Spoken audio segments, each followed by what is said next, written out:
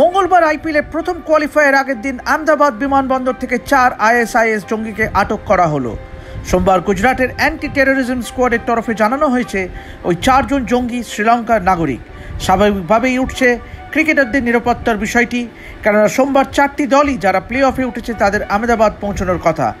উল্লেখ্য, আগামীকাল অর্থাৎ মঙ্গলবার আইপিএলের প্রথম কোয়ালিফায়ারে কলকাতা নাইট রাইডার্স মুখোমুখি হবে সানরাইজার্স হায়দ্রাবাদে।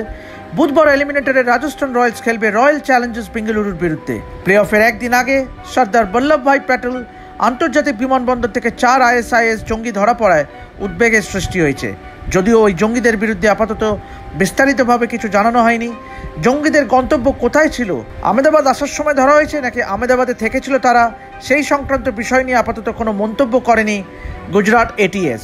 তবে যেটি শোনা যাচ্ছে, 4 জঙ্গি যোগাযোগ রেখেছিল তাদের পাকিস্তানি হ্যান্ডলারদের সঙ্গে চেন্নাই হয়ে আহমেদাবাদ আসার আগে। স্বাভাবিকভাবেই গোটা ঘটনাটায় একটি উদ্বেগের সৃষ্টি হয়েছে, কেননা যেহেতু নিরাপত্তাজনিত কারণ এর মধ্যে জড়িয়ে আছে। আপনারা কি মনে করেন তা লিখে জানান নিচের কমেন্ট সেকশনে এবং অবশ্যই সাবস্ক্রাইব করে ফেলুন রেভ স্পোর্টস বাংলা।